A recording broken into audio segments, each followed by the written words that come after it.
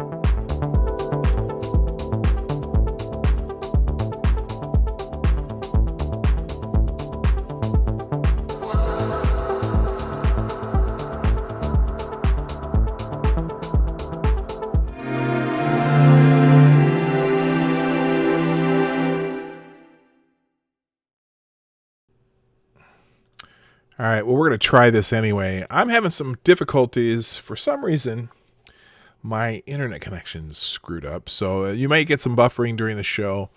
I don't know what's happening. My let's put it this way. My upload speed right now is about 50.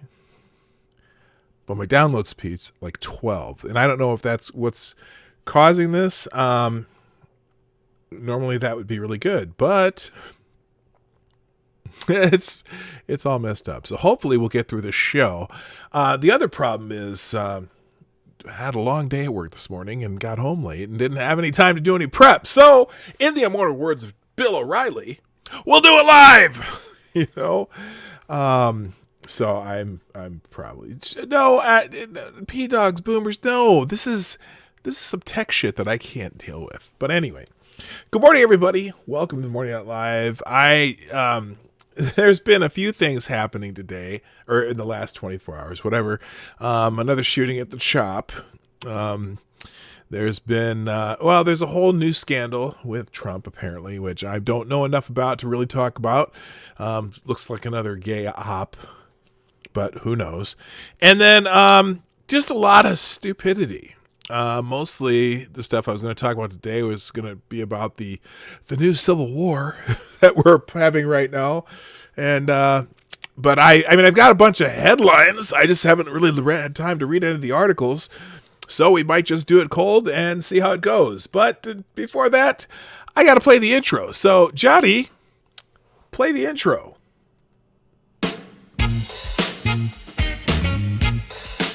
Ladies and gentlemen, coming to you live from the Lucky Dog studio in a hidden location somewhere in the upper Midwest of the United States of America, it's a brother making his own way, but with all the wrong opinions. Welcome to the Morning Night Live with your host, yours truly, PDawg Night.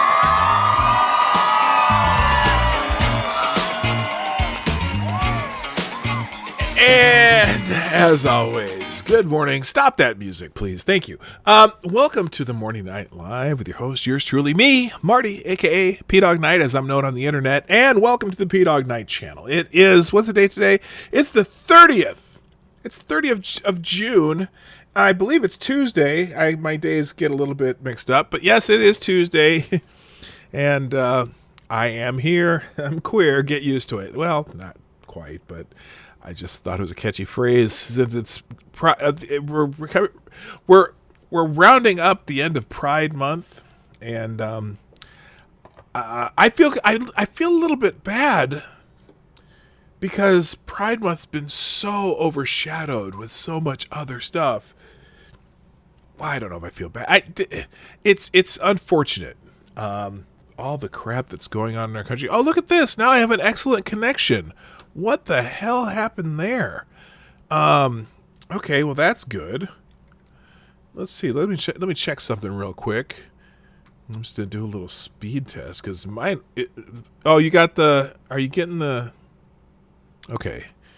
You might have to reload your stream if you're getting some buffering. I'm just gonna check something. No, my download speed's still screwed up. This thing's going so slow. I have no idea. We'll have to fix it later. Anyway, buffering. God, dog. All right, I tell you what. I'm just not going to run too many things at the same time. Usually I have 10, 12, 15 windows open during the show. I'm limiting it to 3. So some of the big things going on. Apparently, the Department of Justice has arrested over 100 anarchists so far for rioting and destruction around the country. That's interesting. Let's see if I can put this up here. I'll just do full screen on that one because that's one of those. Does that fit there? Oh, this will fit. Here we go. So Trump says he's committed to action. DOJ arrested over 100 anarchists for rioting and destruction. On Monday, the White House press secretary, Kayleigh McEnany, announced that the DOJ and the FBI have hundreds of live cases holding anarchists and rogue actors accountable for looting, vandalism, and arson across the country that have destroyed Black lives, Black livelihoods, and Black monuments. At least 20 Americans, most of them Black, have died in the mayhem. That's my word. They say riots. Law and order are the building blocks into the American dream. But if anarchy prevails, this dream comes crumbling down. Anarchy in our streets is not acceptable, and anger is not enough. You have to. A president who is committed to action, McEnany said at a press conference. The press secretary announced that the Department of Justice has arrested over 100 anarchists for rioting and destruction on federal property. The DOJ has also charged 4 men in federal court for attempting to tear down the statue of Andrew Jackson in Lafayette Square. Meanwhile, the FBI has over 200 open domestic terrorism investigations ongoing. Barr has created a task force on violent anti-government extremists led by the U.S. Attorney's Office in New Jersey and the U.S. Attorney's Office in North Texas. With 200 Trump-appointed judges confirmed, the rule of law will be upheld. And that's McEnany speaking during her press conference. Meanwhile, in CHOP, in Seattle's Capitol Hill occupied protest, that's what CHOP stands for, another shooting has left a second man dead on Monday after Mayor Jenny Durkan failed to remove the rioters a week after pledging she would do so. Now, Trump, of course, had words for them. He called them out in a tweet. Seattle looters, agitators, anarchists, and protesters are now refusing to leave the CHOP zone. They have zero respect for government or the mayor of Seattle or governor of Washington State. Not good. Yeah, I tend to agree with them there. Yeah, they were young. One was 14, one was 16. It's not. Two kids got shot. Yes, thank you for reminding that too, Maniac Man. Um, you know, oh, this is interesting. Iconoclasts have vandalized and toppled statues of Confederate generals and Union generals, Christopher Columbus, George Washington, Thomas Jefferson, and even vandalized statues of Mahatma Gandhi and the first black Union volunteers. So it's just about mayhem. They have no idea what they're, in some cases, they don't know what they're tearing down. Like even the one in Wisconsin, I can't remember the name, but it was I think a Finnish immigrant who was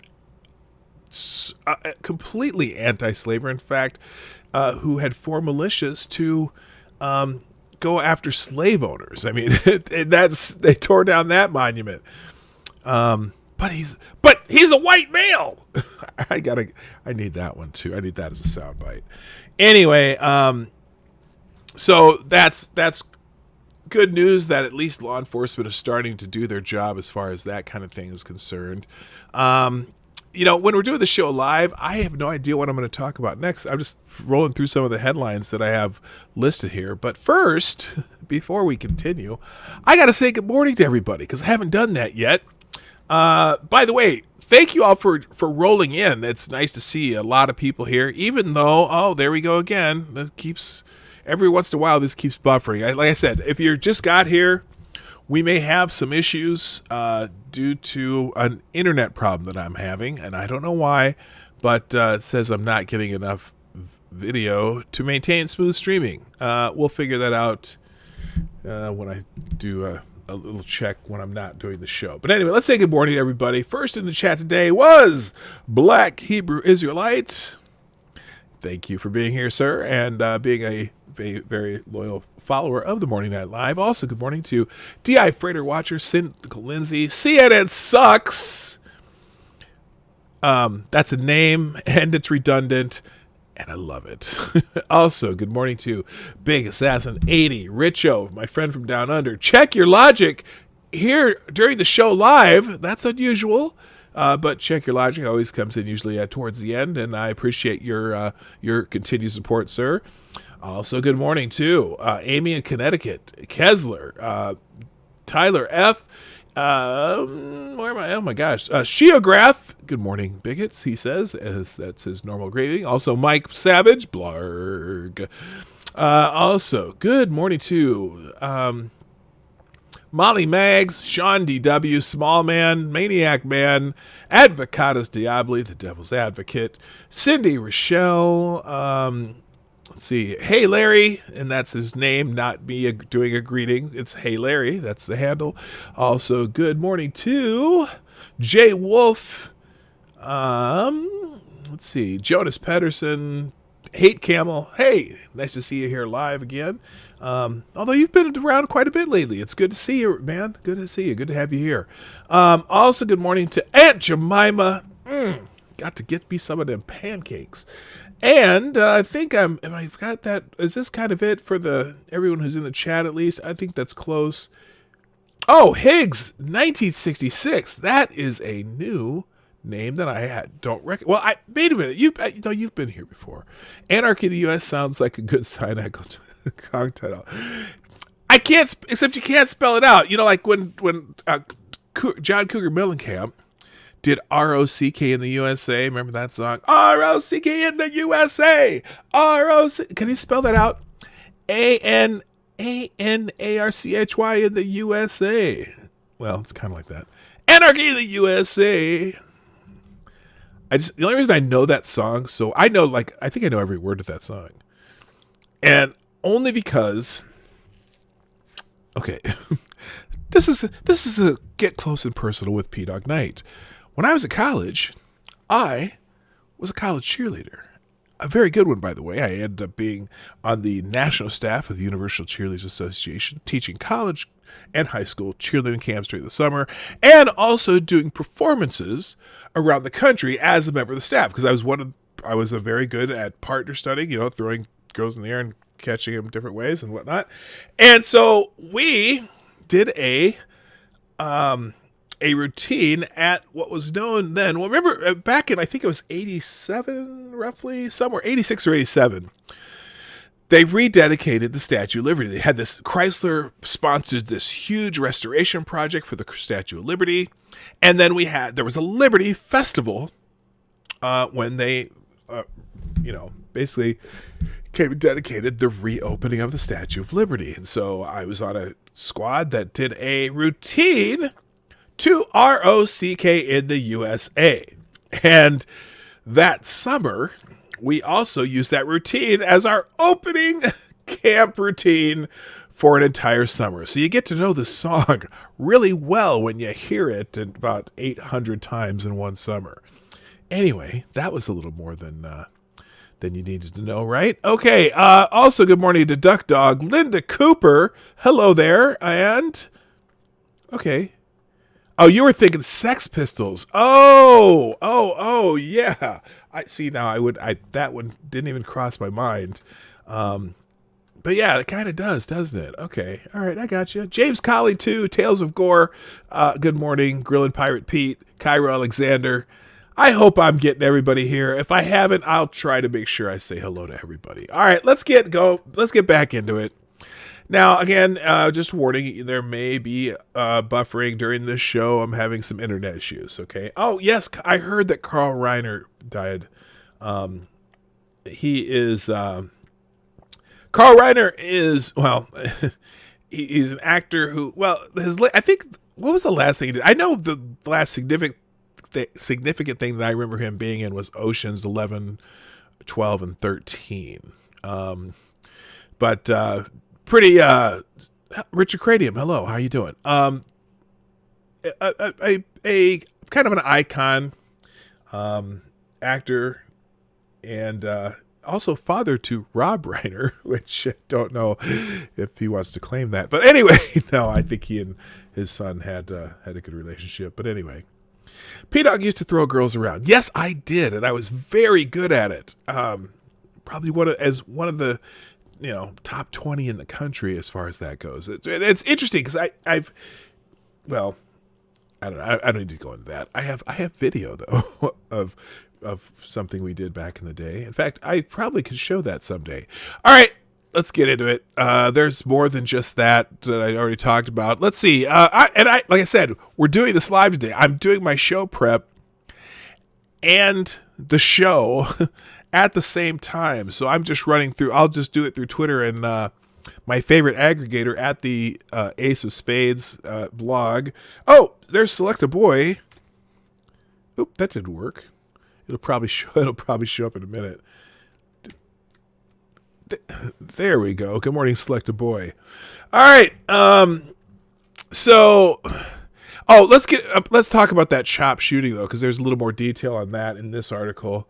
As soon as everything is so slow on my computer today. I apologize. It's going to be annoying to me. I don't know if it'll be annoying to you. By the way, if you haven't been here for the new graphics, I hope you like them. I found that Game Boy Color. I mean, I remember buying one of those for my son when that came out. Anyway, an overnight shooting in Seattle's Capitol Hill neighborhood, home to the Capitol Hill ongoing or occupied protest, or CHOP, left one dead and one in critical condition, according to Seattle media. It is at least the fourth such incident in less than a week.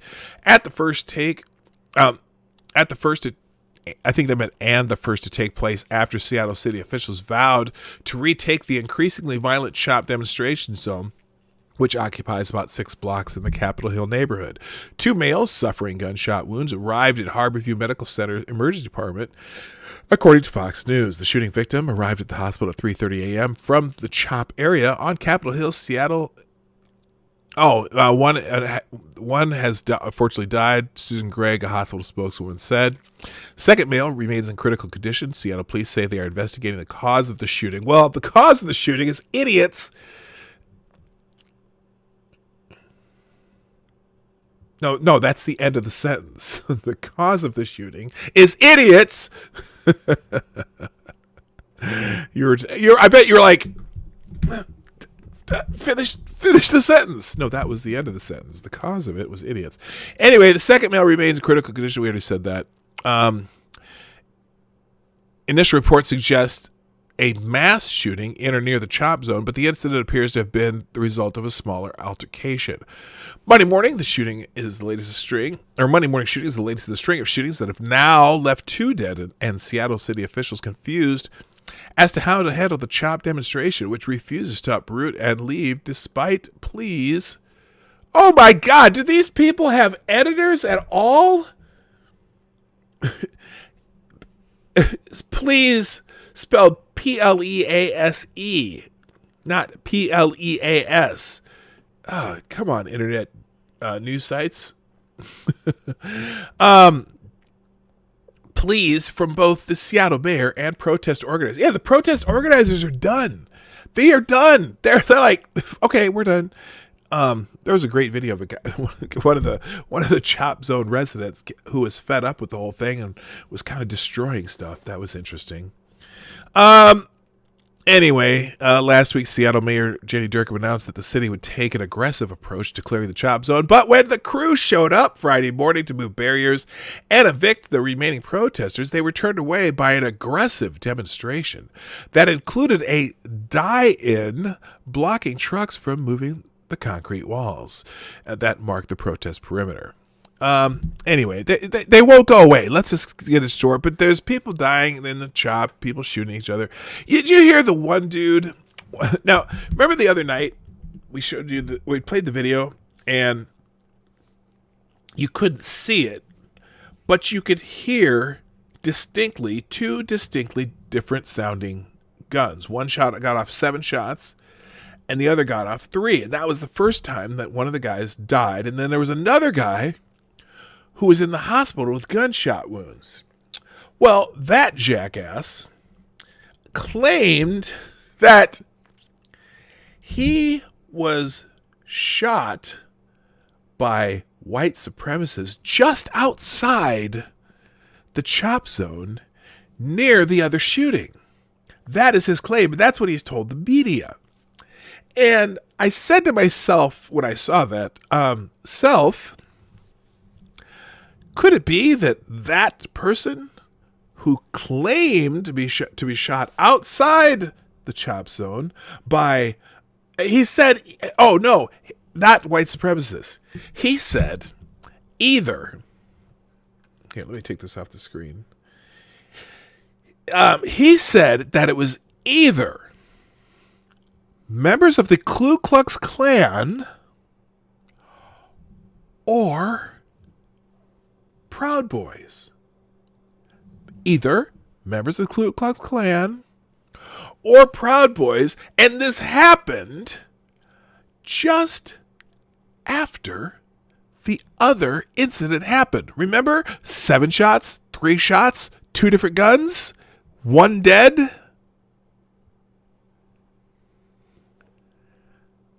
Klansmen or Proud Boys over here just happened to shoot somebody in that area over there. Now, we don't have... Now, you would think if it was just over there, just outside the chop zone, where this other incident happened, do you think anybody would have heard the shots? Maybe, just maybe. What's going on here? Oh, I didn't even realize this was like this. Let me fix this shit. I didn't realize that, here, let's fix the chat. How'd that happen? Okay, you're getting double vision here. Here, hang on, let me fix this. God, this is just a pain in the ass. This whole thing's messing me up today. Let's get this right. Alright, let's get that. We'll fix the chat. So there's a chat on my screen. Oh God, this is just embarrassing. I'm so embarrassed, you know. It's like sometimes you just don't get things right, and maybe you just need someone under the... Oh no, I'm not gonna do a Bill Clinton imitation. So anyway, yeah. So this dude's just it's like sometimes all I need is the air that I breathe. Okay, no, that wasn't where I was going. It's like they want to just use this narrative and milk it to death so they can't believe, so no one will believe that they might have been part of this other shooting. 7 shots, 3 shots, 1 incident. I'm guessing that dude is the shooter that killed the other guy. That would be my guess.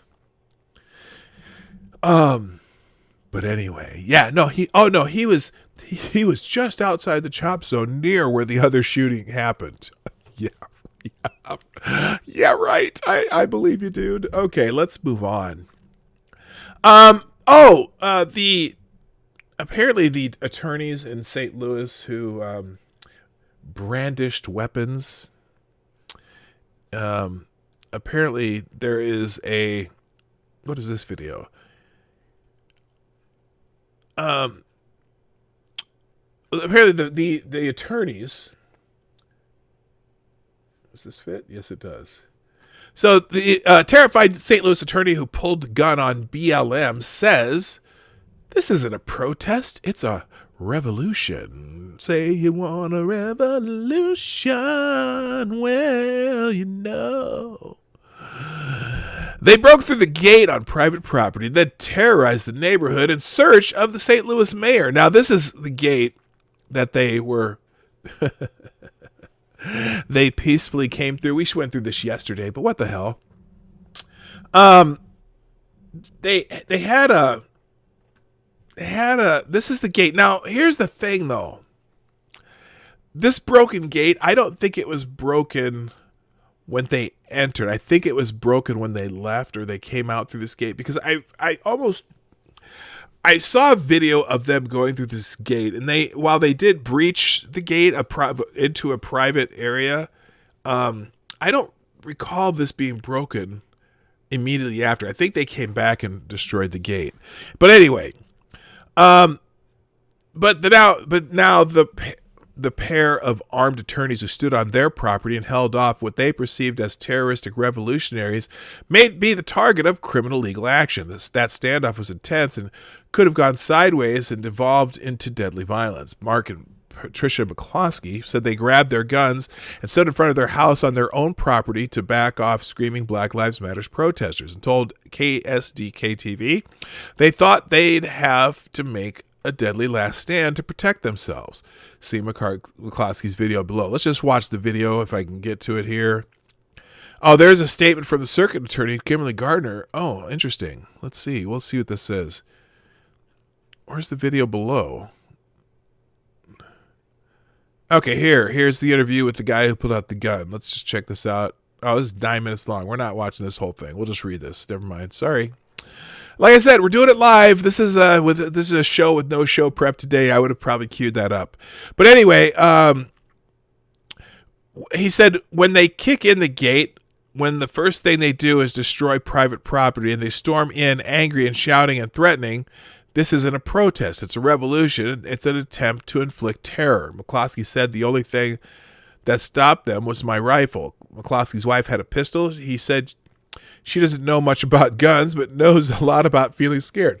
Yeah, we already know that she doesn't know a lot about guns, because one, she's holding it with her arms bent and pointing at people when she's not intending to shoot. She probably would have been better off just holding at her side.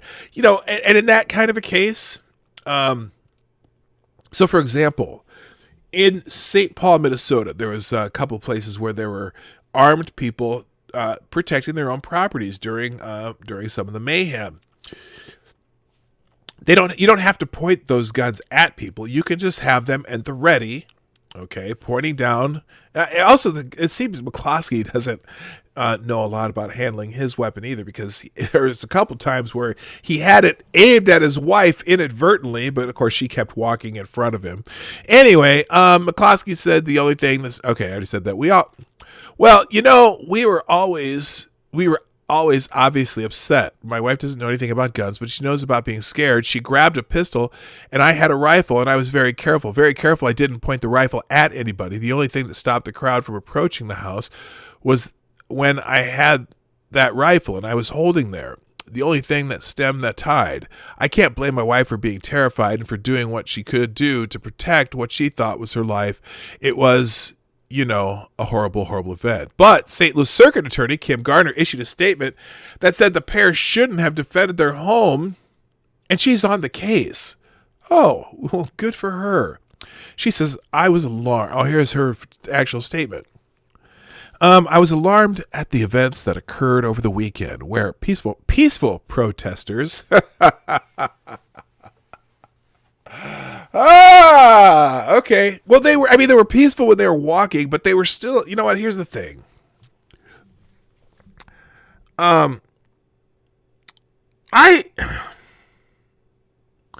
So they broke in to a gate into a private street. Okay. It's not a public street. It's a private street. So if they have a neighborhood association that they pay dues to maintain a private street, it is private property. They're not walking on private street. They're on private property that's owned by a multiple number of people. Okay. Now so they broke into that property. So I can understand them maybe protecting their property. And I don't, the protesters, I don't think, it didn't seem to be like they were approaching their house. The jury's out on this one for me, but they broke into this, this gated community, private property. I can understand why they felt they needed to protect their property, and especially seeing what's been going on in all these other protests. But let me finish this statement that she made. Let's see. I'm alarmed by events that occurred over the weekend where peaceful protesters were met by guns and a violent assault. Okay. A violent assault? They were met by guns and a violent assault. No, a violent assault is when you actually go and assault somebody. That assault is a physical action. It was a non-violent, though, threat of violence to, oh my God, unbelievable. It says, we must protect the right to peacefully protest, and any attempt to chill it through intimidation or threat of deadly force will not be tolerated. My office is currently working with the public and the police to investigate these events. Make no mistake, we will not tolerate the use of force against those exercising their First Amendment rights. Au contraire! There is no First Amendment right to invade somebody else's property. If you want a First Amendment right to yell and scream at somebody, you could do that on public property. But they weren't on public property. They were on private property. Interesting choice of words. And will use the full power of Missouri law to hold people accountable. Well, you know who's kind of being held accountable here? The protesters. Because they're investigating the protesters, not the people on this property. Well, maybe this woman is circuit attorney, district, city of St. Louis. Anyway, local constitutional law professor told the St. Louis Dispatch that the couple was clearly within their rights to protect their home because of the Castle Doctrine. Anders Walker, a constitutional law professor at St. Louis University, said that although it's very dangerous to engage protesters with guns, the homeowners broke no laws by brandishing or pointing the weapons at them because Portland Place is a private street. He said the McCloskeys are protected by Missouri's Castle Doctrine, which allows people to use deadly force to defend private property. At any point that you enter the property, they can then, in Missouri, use deadly force to get you off the lawn, Walker said, calling the state's Castle Doctrine a force field that indemnifies you, and you can even pull the trigger in Missouri. Now, that would have been overkill, no pun intended, but if they... it is private property. It's that street would be considered shared private property, so they do have the right to defend it. And, thankfully, the people who were coming to protest did escalate it more, but they were definitely trespassing. They definitely breached private property. The couple, who are defense attorneys, Mark McCloskey, is even representing a black man who was beaten by police, said these people aren't protesters. They're revolutionaries. I thought they were storming the Bastille. Here he says, as soon as I said, this is private property, those words enraged the crowd. Absolute horde came through the now smashed down gates, coming right at my house. My house, my east patio was 40 feet from the Portland Place Drive. And these people were right up in my face, scared to death. And then I stood there. The only thing we said is, this is private property. Go back. Private property. Leave now. At that point, everybody got enraged. There were people wearing body armor. One person pulled out some loaded pistol magazine and clicked them together and said that you were next. We were threatened with our lives, threatened with the house being burned down, my office building being burned down, even our dog's life being threatened. It was about as bad as it could get. I mean, I really thought it was storming the Bastille and that we would be dead and the house would be burned and there was nothing we could do about it. It was a huge and frightening crowd. They were broken. The gate were coming at us. Okay, I did that. Probably just him trying to say that anyway. The St. Louis attorney likened the Black Lives Matter protesters to the crazed French revolutionaries and their reign of terror. And so I saw this on Twitter too the other day. But so here. This is getting out of hand. DC protesters have set up a guillotine in protest of Jeff Bezos in the front of his complex in DC. Let's see if just play this. Let's see if it says support our communities, or support our poor communities, not our wealthy men. I wonder if the jobs that Jeff Bezos creates helps anyone who would have been poor before. Because I know that, well, at least here, I know in the Twin Cities, Amazon jobs start at $15 an hour and have paid healthcare right off the bat. They try to compete with UPS here. Now, McCloskey is on to something. Antifa and BLM even introduced their own guillotine in Washington, D.C. in front of Jeff Bezos' house on Monday in hopes of bringing back the national razor. Sounds like this kind of situation is exactly why we have a Second Amendment. So, anyway, yeah, I don't think we're going to hear the end of the McCloskey story for a while. BG! Ha, ha, ha, ha. Staying alive, staying alive. And also, Enziker. Good morning. How you doing? Okay, let's move on. What else we got? I'm just, like I said, I'm doing this live. All my show prep is included. Let's see, Terrified, because they have the video of the attorney who pulled the gun. We already showed that. Andy knows. Now, here's another. I'm not a fan of Andy No.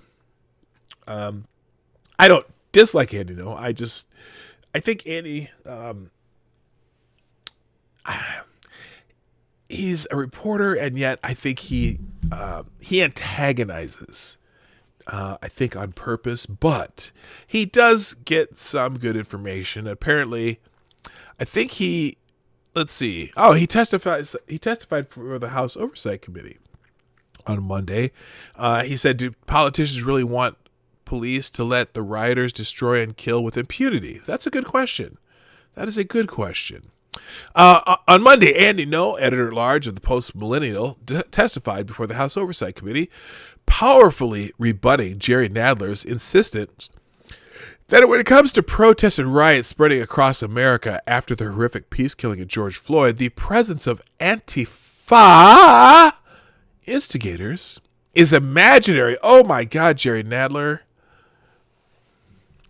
No, who has suffered serious injury from Antifa attacks, is a living rebuke of such claims. Now, See, there you go. Serious injuries. Yes, Andy was attacked, and I don't know for sure. He said he had a concussion. It never. Well, I don't know. No, is a reporter who only reports on stories where he is the focus of the story. See, that's my frustration with Andy. Andy likes to insert himself in the story. Now I know some. Let's put it this way: he's put himself in the middle of so many stories in Portland that now it's almost impossible for him to actually report on stories, and that's a problem. You don't want to be part of the story. You want to report the story of someone else, and that's why he annoys me a little bit. Although I'm not saying that everything he does or says is wrong. That's not truth. But anyway, let's see. Okay, this is Jerry Nadler, who claiming that Antifa was imaginary.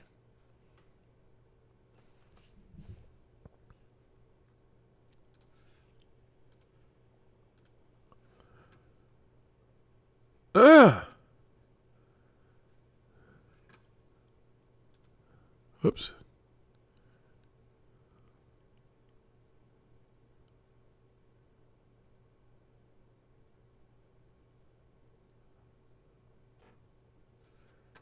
All right, let me pause this for a second.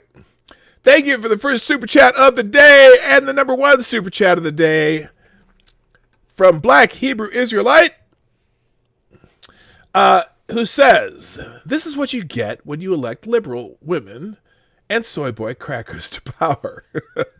They can't handle simple shit. Repeal the 19th. Give a in the chat if you agree." So give a that's right in the chat if you agree. Repeal it. No, we're not going to repeal the 19th. But hey, throw one in there anyway. Wait, mute. Who's mute? What? No sound? No sound on vid. Oh, let's try this again. Well, good. Thank you for reminding me. It wasn't mute. Speaker, here we go. We've heard a lot of errant nonsense on the floor, but it must not go unrebutted. Ms. Bass, the chairperson of the Black Caucus and the chairperson of our subcommittee, talked personally to the Republican leader, Mr. McCarthy, and got nowhere. The Judiciary Committee staff talked to the Republican staff of the Judiciary Committee and got nowhere. The Republican amendments that Mr. Jordan advanced at the markup, these wonderful amendments, included Antifa, the Seattle Autonomous Zone, stripping out the entire underlying legislation, defunding police departments, and adding a death penalty to anti-lynching legislation passed by the House. Of course we wouldn't accept these amendments. They couldn't utter the phrase... Wait. Is he objecting to a death penalty to the anti-lynching legislation? I thought, wait, my head hurts. All right, let's keep going. ...matter, and could barely engage the subject of police reform. Instead, there are amendments, and I've given you about half of them just listed here, were errant nonsense, off topic, dealing with imaginary things like Antifa. Oh, imaginary. And completely negating the entire purpose. Imaginary. Okay. They weren't interested in Black Lives Matter. They weren't interested in police reform. You're not interested in Black Lives Matter, Jerry. Of course we would not. Oh my God. You know, I got a question. Like I said, anytime okay, Jerry, if you think Black Lives Matter, and I agree with that sentiment, I agree that Black Lives Matter. I think that's the bare minimum. I think that's almost like, really, is that all? is that all it is? Because I think, I think all Black Lives Matter, Jerry, and I bet you couldn't tell me what the leading cause of death is to male adults ages 15 to 54. I bet you couldn't. I bet you wouldn't. I bet you have no idea. I bet you believe it's police killings. Oh, no. Anyway, Representative Jim Jordan noted that No's name did not appear on the Democrats' webpage for the hearing. Mr. No, why did Democrats try to ignore you, Jordan asked. And is there a video of this? Or is that a long one too? Well, anyway, here's his answer. His answer was, I don't know if it's intentional, no responded. I've written for very major publications about this very violent threat. He noted that Portland has experienced 30 straight days of violent rioting downtown following protests over the death of George Floyd. Jordan asked No to respond to the claim of that Antifa is imaginary. Yes, it's real, the journalist responded. When I heard that, I was quite surprised. He held up police affidavits and criminal cases against self-described members of Antifa. How can Jerry Nadler, how the hell could he say that Antifa is imaginary? I mean, come on. Maybe he hasn't, well, he doesn't spend as much time on YouTube as I do, I guess. Because it's almost funny. That's a funny statement. Particularly in Portland. I mean, like, come on, dude. He first presented a record on Amelia Joan Shamarowitz, or whatever that is, who allegedly committed arson, criminal mischief, destroying or damaging $1,000 or more in property, and rioting. When police interviewed Shamrowitz's roommates, they reported that Shamrowitz stated they started the fire using a Molotov cocktail, and she is a part of Antifa. Shamrowitz was reported to be extremely excited about being labeled a terrorist, and she was very animated about her hopes that police officers would be killed and injured by the riots. She also stated that she would be going out on another mission, and the goal would be to set another fire. He also held up another affidavit from Travis County, Texas, in which 3 known members of a communist socialist Antifa group were charged with looting, burglary, and property damage at a Target in Austin. No condemned the information warfare on the issue, insisting that violence comes from extremists on both the left and the right. Ever since Donald Trump's surprise election win in November 2016, there's been consistent routine violent rioting in Portland, the journalist testified, condemning both Antifa and right-wing extremists. Last June, a violent Antifa assault landed No in the hospital with a brain hemorrhage. He condemned police for failing to protect him from the threats and violence. Well, he was right smack in the middle of those assholes. Not that he should be hurt, and not that he's not... Like someone said, someone in the chat earlier, yes, he's from a very specific point of view, but it doesn't mean he's not right about some of these things. He absolutely is. I think he provokes a lot of the stuff towards him to just to gain notoriety and sometimes donations. Did I say that out loud? I don't know if I did or not. Anyway, he also talked about the Minneapolis City Council members who were voting to disband the police, but were hiring private security. That was pretty funny too. Anyway, let's move on. What else we got? DeBolshevik confirms a $1 billion cut from the NYPD. If you don't know who DeBolshevik is, that would be New York Mayor Bill de Blasio. Confirms a $1 billion budget cut from NYPD budget. Wow.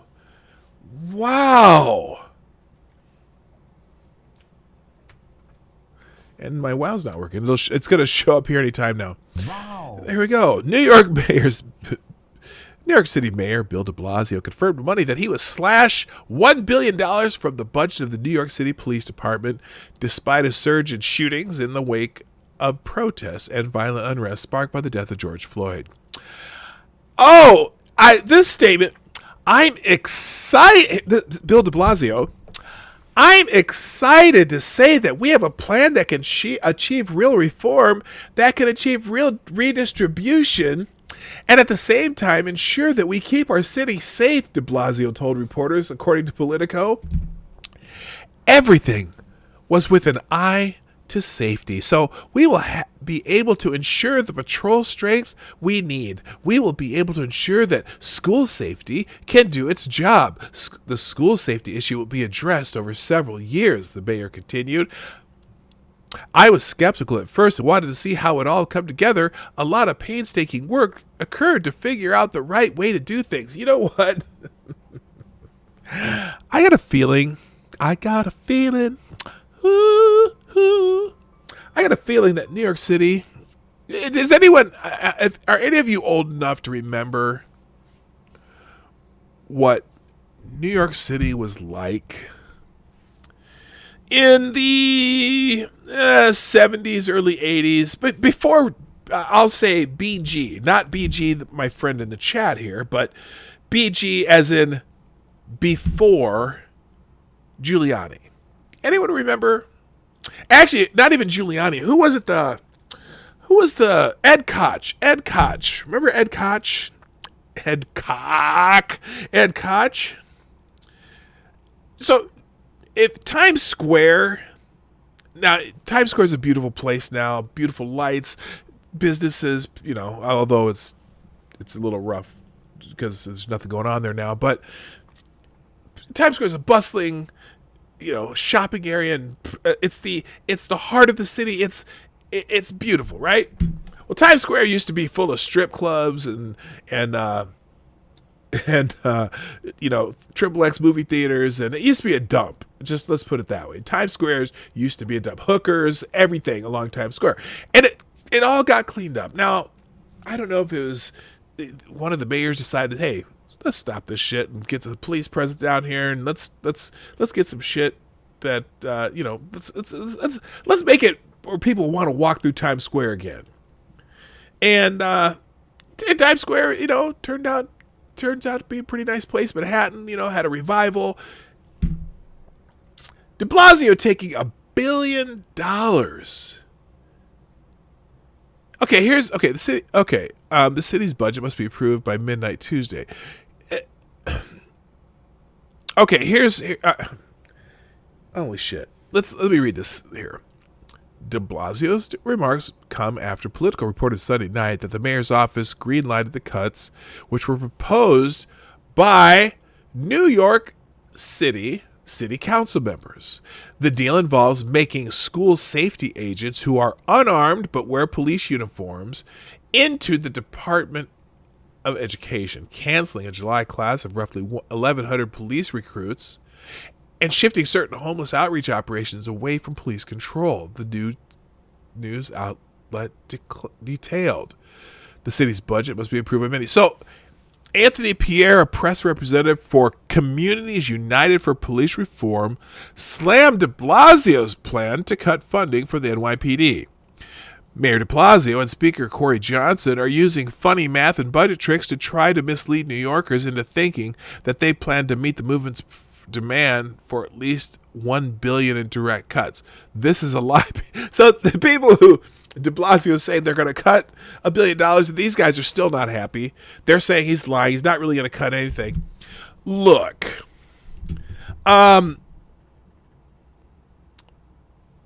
okay, it's moving school safety agents who are unarmed but wear police uniforms to the Department of Education. So all they're doing is, instead of having the police department do that, they're going to have it in the Department of Education. Sounds like they're going to have the same shit.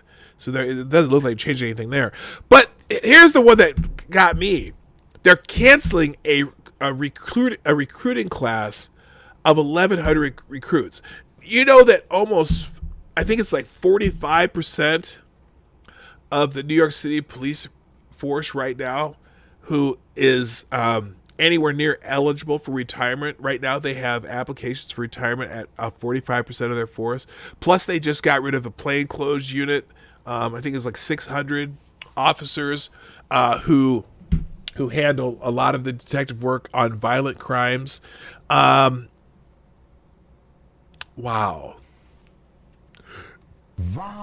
Anyway, so these plans to slash funding come after the New York Post reported that shootings in New York City surged following the NYPD's recent decision to dismantle its plainclothes anti-crime unit.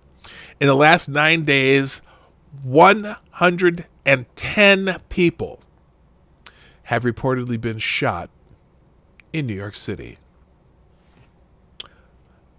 Your life makes me sad. Wow. Gee, I was gonna try to think of a good New York City song that fit that mood, but I just don't have it. Sorry. Oh, rapper Dr. Dre and his wife Nicole Young are to divorce after 24 years together. She gonna forget about Dre. Oh, Sheograth. I'm always happy when you're here. Oh, remember the shooting in Louisville we talked about? The people were saying it was a white supremacist was shooting at people. Then we found out that Stephen Lopez, a Hispanic homeless man who'd been in the area and been kicked out of the area by the protesters who were invading his basically invading his home at this park. Well, apparently he had Louisville shooting suspect arrested and released twice in just 2 weeks ago. The Louisville man accused of shooting and killing a photographer on Saturday was arrested and released twice before this month. Stephen Nelson Lopez has not been charged, but he is in police custody for the shooting of Tyler Girth, 27, a local photographer. The shooting occurred at Jefferson Square in Louisville, Kentucky, at a Black Lives Matter encampment complete with tents. Lopez, who's 23, was part of the protest when he apparently got into a dispute with another protester and opened fire. According to reports, Lopez was stopped when several bystanders returned fire. I never got that part. That's probably why there were so many shots. Shooting Lopez in the leg. Lopez was carrying 2 full magazines when arrested, according to the citation. Witnesses said Lopez fired into the air twice before turning the gun on the crowd. Here's the part that caught people's eye. On June 17th, Lopez was arrested for inciting a riot, disorderly conduct, harassment, and possessing drug paraphernalia. I sound like Medea.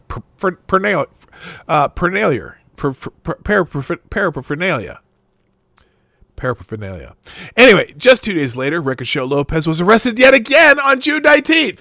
Those charges included unlawful assembly and disorderly conduct. So he was arrested twice, once for inciting riot. He was released twice, and then he shot people in the Louisville park where they were having the extended protest. Interesting. But the good news is, well, not a white supremacist, I guess. Okay. Moving on. Let's see. I'll find one more. Oh, now, remember yesterday we were talking about how things just are silly, how people are getting fired for stupid shit, and just for different things. Well, we got a feeling that if you know Van Jones, the former Clinton administration official who I think only lasted 6 days because of some shit he said in the past, and so Obama didn't necessarily, not Clinton, Obama administration. Obama didn't disavow him, but Van Jones stepped down, and now leftists are now going after Van Jones for working with Trump on police reform. Now, he worked with Trump on the prison reform, the First Step Act, and Van Jones appreciated that. It's like Van Jones is like, well, you can't get anything done if you're not willing to work with whoever's there. So he said, you know what, fuck it. I don't care if I can't stand Trump, but I'm willing to work on something and try to get something done. He put aside his personal differences, and if you're not at the table, you don't get any input, right? Well, someone says Van Jones is a good case study in how chosen Black Americans are weaponized against all Black Americans. Now, what is Van Jones there for? What's he there for? Van Jones is there because he's trying to move along police reform and prison reform. Weaponized against all Black Americans. What the fuck are you talking about? Whoever said that shit. Anyway, this is by Mary Chastain. I don't like Van Jones' politics, but I respect him for crossing the line when needed and saying the things that everyone needs to hear. The left first went after him when he dared to say that Black need to worry about white liberal Hillary Clinton supporters. Now they're attacking for having the nerve to work with President Donald Trump's administration on police reform. On June 16th, Trump signed an executive order aimed at guiding police reforms after weeks of nationwide unrest over police killings of unarmed black Americans. This is from Politico. The order would create federal incentives through the Justice Department for local police departments that seek independent credentialing to certify that law enforcement is meeting higher standards for the use of force and de-escalation training. Trump specifically noted that those standards would include banning the use of chokeholds, an especially controversial tactic that has led to the high-profile deaths of multiple African-American men. Okay. Except if the officer's life is at risk. Trump's order would also incentivize local departments to bring on experts in mental health, addiction, and homelessness as co-responders to help officials manage these complex encounters. And it would encourage better information sharing to track officers with credible abuses to prevent them from moving from one department to the next. All very good ideas, I think. But there's more. The text of the order directs the Justice Department to create and maintain a database to track when officers have been terminated or decertified, have been criminally convicted for on-duty conduct, or face civil judgments for improper use of force. It notes that information sharing related to the use of force complaints would not apply in instances where a law enforcement officer resigns or retires while under active investigation related to the use of force, and emphasizes that the database would track only episodes in which an officer was afforded fair process. Protesters and Democrats, that's redundant, denounced the order because it did not go far enough for them. Jones hyped up the executive order on CNN's noon show Inside Politics. Quote, "The executive order is a good thing, mainly because you saw the support of law enforcement there. There's a movement in the direction of the database for bad cops. We've never had a federal database for bad cops. That's why all these cops go all over the place doing bad stuff. The chokeholds, that's common ground now between Nancy Pelosi and Trump. Good stuff here." Oh! And then Jones praised the order hours later on Anderson Cooper 360. Hours later, Jones doubled down on Anderson Cooper 360 again without disclosing his role advising the Trump White House. Oh my God! Who wrote the? Oh, because it's this is Politico. Yeah, Politico's ripping him.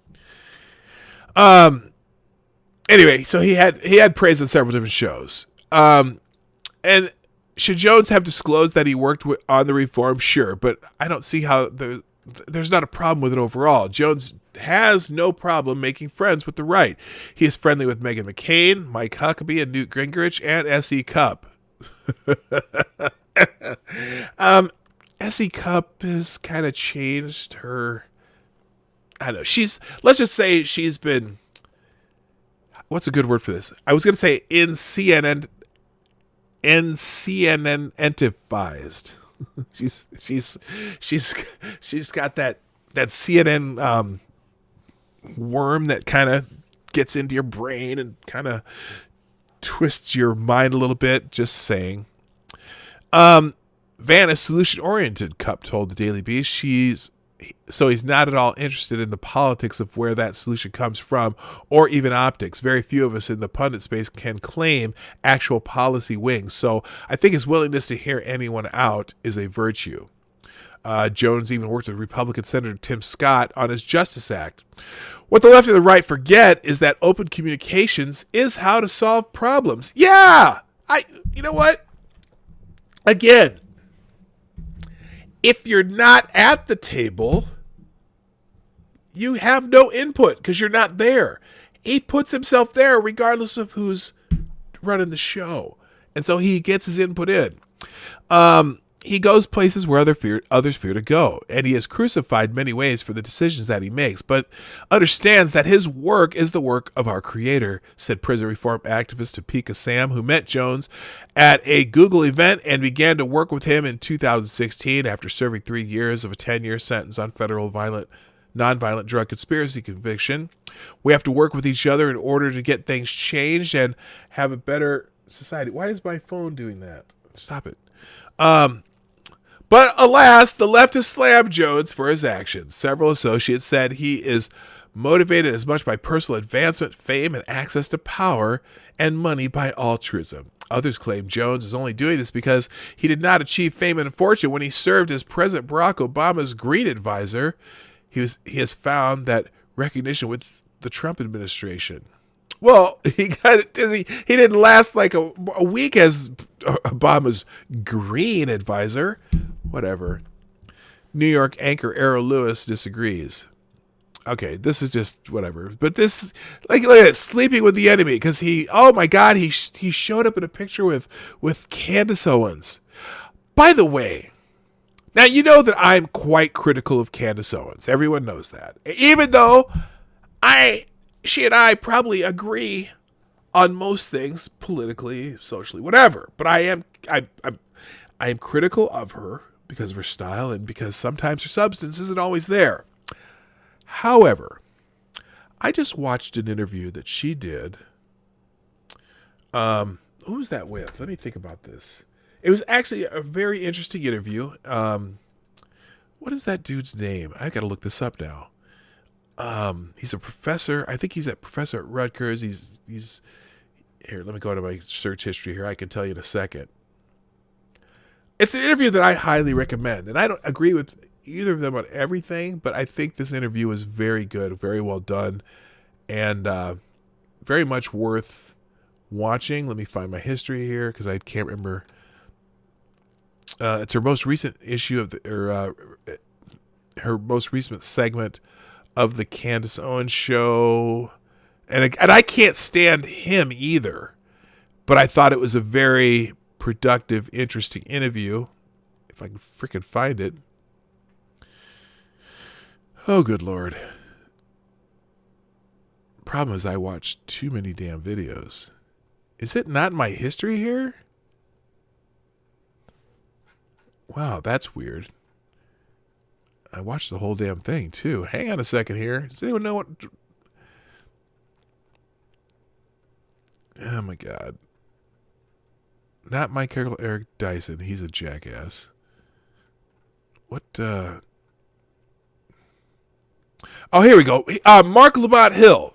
She did an interview with Mark Lamont Hill, and their discussion was the current Black Lives Matter. They talked about that. They talked about Dr. King. They talked about a whole bunch of stuff. And it was actually, it was one of those times where I go, oh, well, that was actually pretty impressive.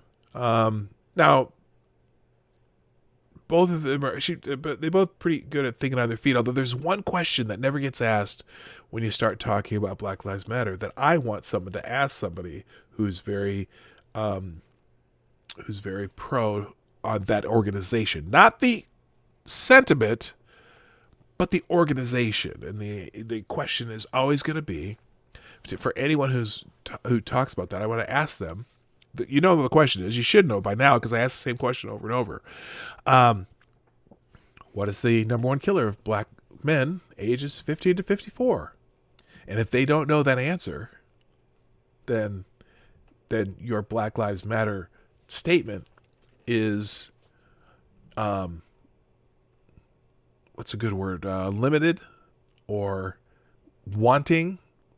So anyway.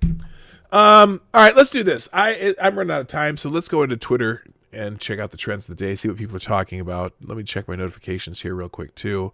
Thank you, Chi-Town Jay, Grillin' Pirate Pete, Hate Camel, and Tyler F., City Rochelle, Jay Wolf, Cynical Lindsay, all of you who tweeted out the show today. I didn't do my shill, but anyway, the Morning Night Live, as you know, is brought to you by you, the viewers of the Morning Night Live. Share the stream.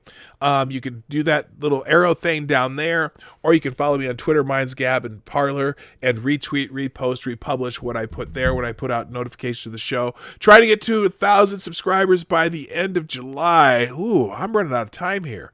But during the month of July, I'm going to be doing a bunch of interviews, have a bunch of co-hosts. So maybe we'll pick up a few people there too. But anyway, let's check out the Explore tab on Twitter today, which today is dedicated to legendary entertainment icon Carl Reiner, who has died at age 98. the award-winning multifaceted comedian has passed away at the age of 98. His son Rob and an assistant confirmed. He died of natural causes on Monday, according to Variety. Let's see. After starting out with Sid Caesar, he did the 2,000-year-old man routine with pal Mel Brooks, created the Dick Van Dyke Show. He is just an icon in entertainment. He mostly producing, but he's also a comedian, and he's acted in several movies and series. Rob Reiner tweets, "Last night my dad passed away. As I write this, my heart is hurting. He was my guiding light." Yeah, very sad. My heart's goes out to Rob Reiner and all the other related to him. Just yesterday, Carl Reiner was still tweeting, paying tribute to the legendary Noel Coward. Just a few days ago, there were pictures of him and best friend Mel Brooks on Mel's 94th birthday. Today, Carl is gone. He was 98, an absolute legend and one of the best people ever. Here's Carl's tweet just 3 days ago. "Nothing pleases me more than knowing that I have lived the best life possible by having met and married the gifted Stella LaBost, who partnered with me in bringing Rob, Annie, and Lucas Reiner into this needy and evolving world." So, wow, that's it's almost eerie reading that tweet just from 3 days ago. Rest in peace, rest in peace to Carl Reiner. All right, let's bye, D.I. Freighter. I see you leaving. Have a good day. I think. Oh, is Amy heading out too? Take it easy, Amy. We'll see you later too. All right, let's go into the trends of the day. Carl Reiner's trending number one. You know what?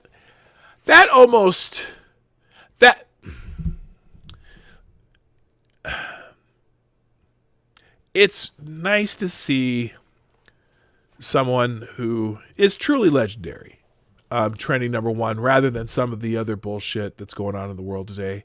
There's always time for the other stuff, but people well, now I gotta see something though. People honoring Carl Reiner is pretty cool, actually. There he is there's a picture of him with his son Rob, who was most famous for being Meathead, but also Rob Reiner's a great film director too. Isn't this cute? This is other photos of Carl's daughters and agent George Pierre wearing Black Lives Matter shirts. Good for them. Rest in peace to one of the greats, Carl Reiner. Here's from June 23rd. What I'm most proud of are creating the Dick Van Dyke Show and informing Mel Brooks that he's 2,000 years old and knows everything. This and a lot more in my dispatches from quarantine. Rest in peace, Carl Reiner. Trending number one on Twitter today. Trending number two is Terry Crews. Oh my gosh. Terry Crews is like a roller coaster. People support him, then people hate him, then people support him, then people hate him. What is he trending for, though? Terry Crews wasn't even acting on white girls, though they told him to just be yourself. Oh, about white chicks? Okay, Terry Crews, if you're a child of God, you're my brother and sister. I have a family of every race, creed, and ideology. We must ensure that Black Lives Matter doesn't morph into Black Lives Better. Now, I'm not sure. I kind of understand the sentiment, but people are dragging him now. You and J.K. Rowling would make some pretty ignorant children.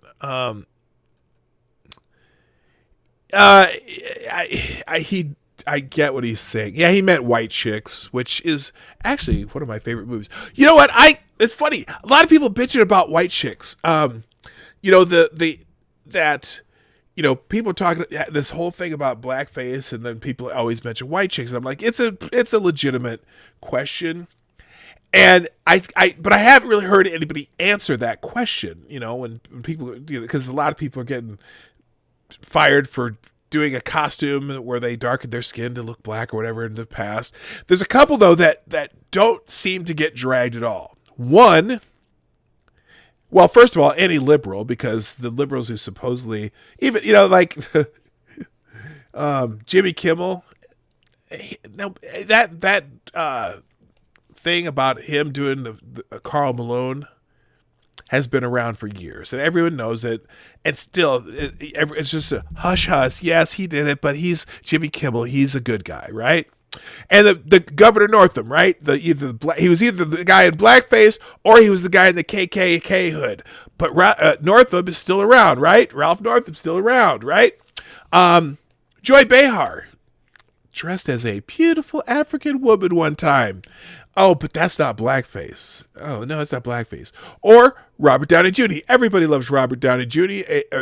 Robert Downey Jr., the comeback story of a lifetime, where he was, talk about a guy who was down on his luck after being a famous child actor, and now he's risen like a phoenix. And so no one's going to bust his balls for doing Tropic Thunder. Besides, black people like that movie. It was funny. That character is funny. Black people like it. So they're not going to bust his balls.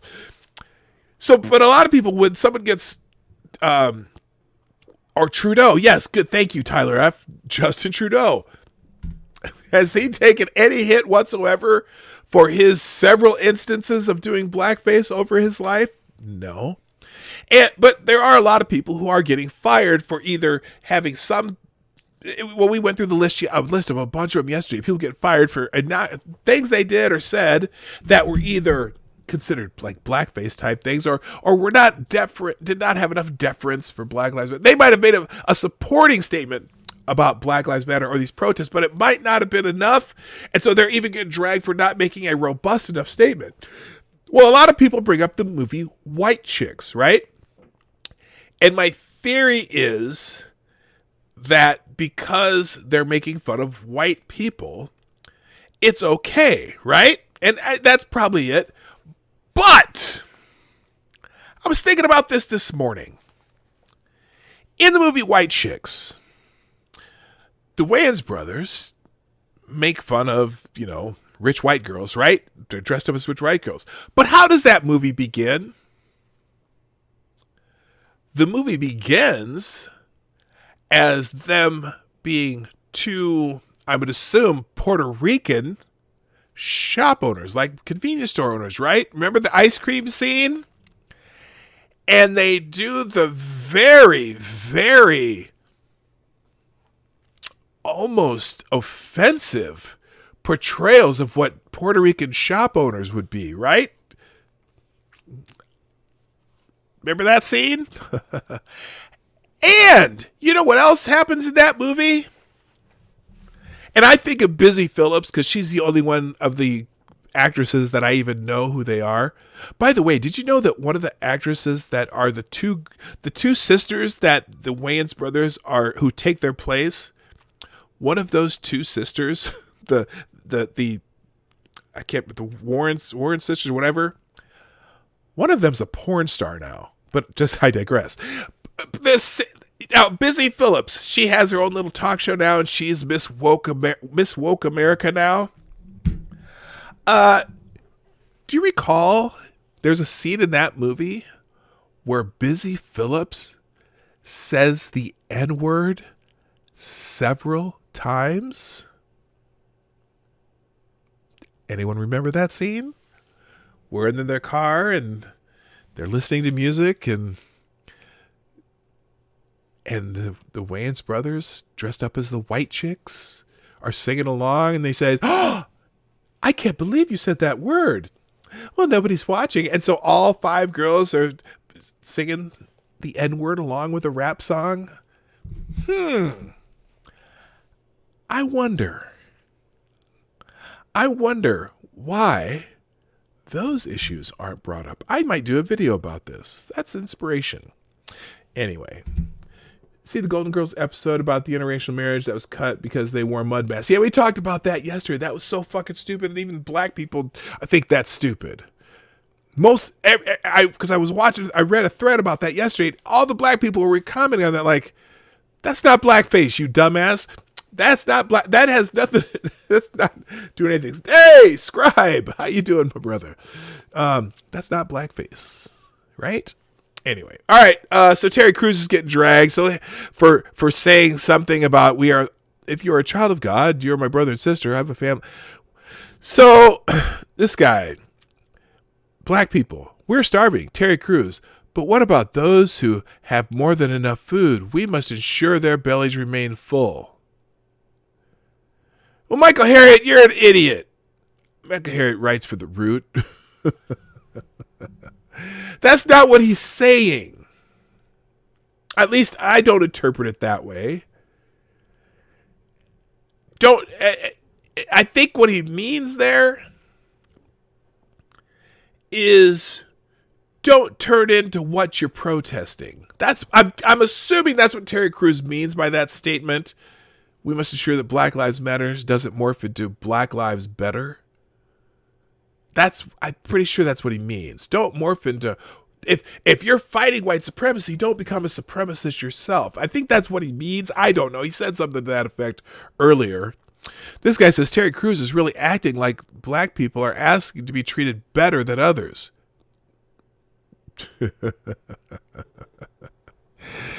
There's an element of that, isn't there? But I get it. We're asking for equality at a bare minimum. Well, tell me where you are not equal. You, Buddy No Love, black man, a black man, he says. I know he got some strong calf muscles, but the tap dancing is nonstop. No. Every time Terry Crews is trending, because I know he said something stupid. I get his point. But he trends every time he says something, and we're getting backlash on Twitter against his PR team after quitting. Oh my God. Whatever. Terry Crews is pretending he doesn't understand that black people are simply asking to be equally, I think, treated equally and with fairness. No one's asking to be treated better than others. You didn't understand I don't think you understand the question or understand the statement, but whatever. Oh, good God. So anyway, he's getting ripped by Black Twitter today. That's why he's trending number 2, because Black Twitter can get things to trend if you piss him off enough. Rand Paul is trending today. Why is Rand Paul trending? Rand Paul berating Fauci for not being optimistic enough during a pandemic where over 125,000 Americans have died is quite a thing. Most Americans don't believe, the Diamond and Silk say, most people don't believe a damn thing that Dr. Fauci says. Rand Paul now warning Americans at Senate hearing about the dangers of relying on expert advice in a fight against coronavirus. Well, some of that advice has been changing a lot and has gotten us nowhere. Andrew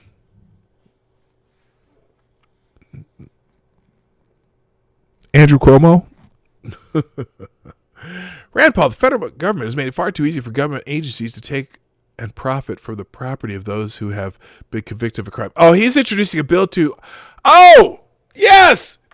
Rand Paul introduces a bill to abolish non-judicial civil forfeiture. Hell yes! Way to go, Rand Paul! Way to go, Rand Paul!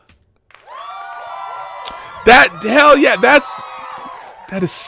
those are such bullshit laws. I think there's a lot of eminent domain abuse too. But anyway, oh God, Rand Paul arguing against science and experts as cases of coronavirus and hospitalization surge across the USA. He is really a piece of shit. Cases surge. There's the hospital surge. That jury is out on that, and deaths are still going down. We're testing a lot more people, and a lot of people who are, whatever. Anyway, don't, everyone loves Fauci, but, wasn't it Fauci who said something about masks that didn't quite jibe with the thing about masks, and they keep changing the policy about masks because of Fauci's words on masks? I'm just saying. Let's move on. Kanye West is trending. New single, Wash Us in the Blood. Okay. Interesting. Mr. Reiner's trending. We know why. Our Rose Taeyong Day. It's K-pop. Skip. Dame time. Damian Lillard. Oh, Damian Lillard is the new cover athlete for NBA 2K21. Good. What? I sniff butts? What the hell are you talking about?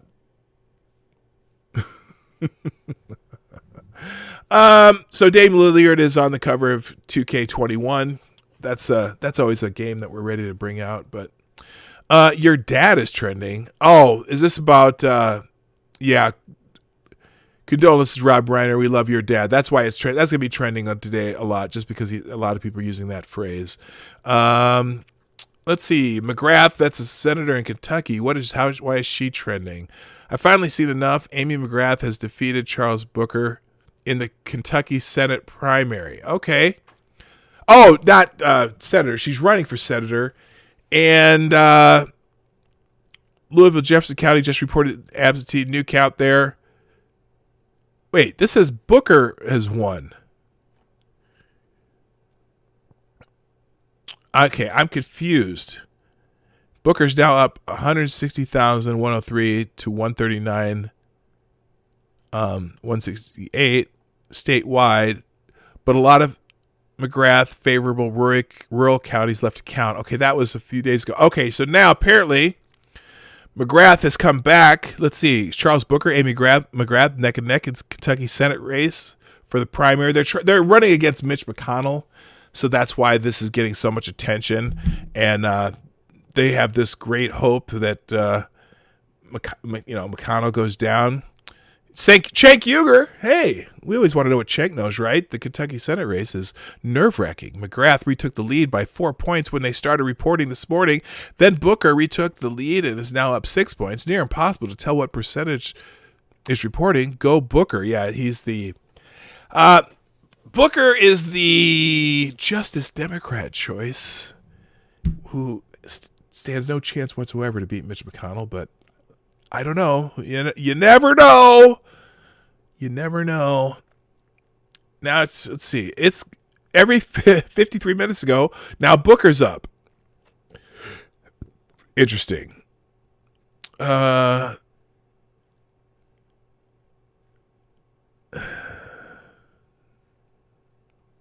Oh my.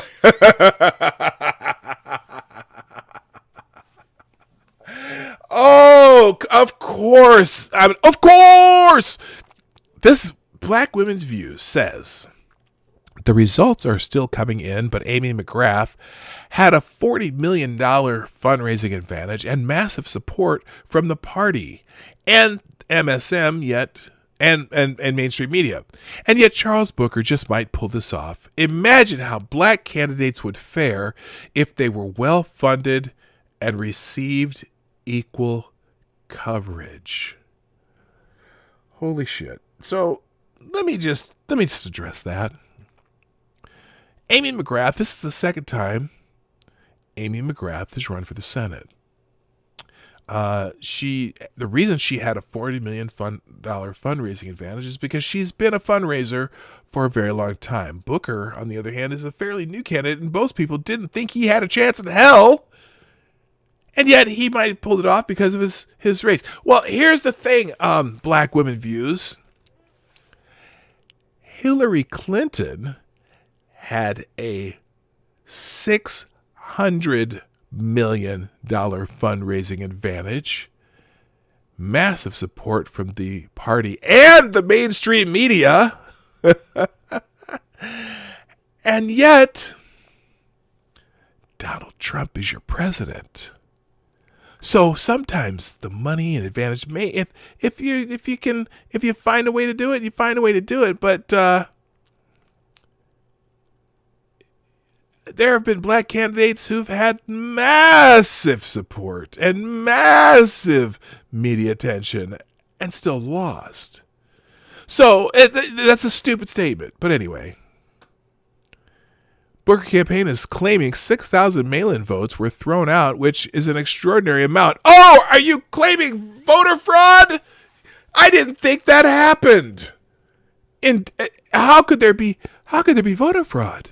That doesn't happen with mail-in votes. Mail-in votes are pristine and right and righteous and true. All right, can we move on? Anything else interesting in trends today? Condolences. That's, I'm sure, for we know why that is. Britain's reduced spending on reduced spending and lift savings from virus crunch. So the virus is good for the for spending. I don't know. Anything else interesting on here? European Union summons Venezuela envoy in response to expulsion order. Oh, that's interesting, but nothing that'll trend in the United States. Okay, I think tomorrow is July. Oh, it is the last day of the month. So if you're one of those people who say rabbit, rabbit, the first thing you say in the first day of the month, get your rabbit in your lips right now. Get it ready. Black Lives Better is trending. Oh, that's because of Terry Crews. Okay, that's all for today. Ladies and gentlemen, thank you so much for being here today at the Morning Night Live. I hope you're not buffering. This has been a hell of a morning trying to get myself going here, especially with all the technical difficulties I had. But y'all came anyway, and I can't tell you how much I can't tell you how much I appreciate you. I greatly appreciate you, and I appreciate you being here on Monday through Friday, 10 o'clock Eastern, 9 o'clock Central, 1500 GMT, for our weekday show, The Morning Night Live. And occasionally on the weekends, those are just as they happen, and you just listen to the notifications. So to get those notifications, however, you got to be subscribed. Well, you don't have to be. You can do Twitter, Minds, Gab, or Parler if you follow those, but if you subscribe and click the bell, you might get a notification. So do that too. And if you watch these after the fact, like as in a replay, please leave a comment just so that I know you're here. I appreciate all of you who watch after the fact, and that's how it goes. So and then if you'd like to donate to the cause and help me keep the things going and give me great incentive to keep going, although just the fact that you are here is great incentive. You can do that through the Streamlabs link in the description down below. That's my super chat link. That's my donation link. That's where all the business gets done. Thank you so much for Black Hebrew Israelite today. Throwing in the $2 in the super chat. I appreciate you, sir.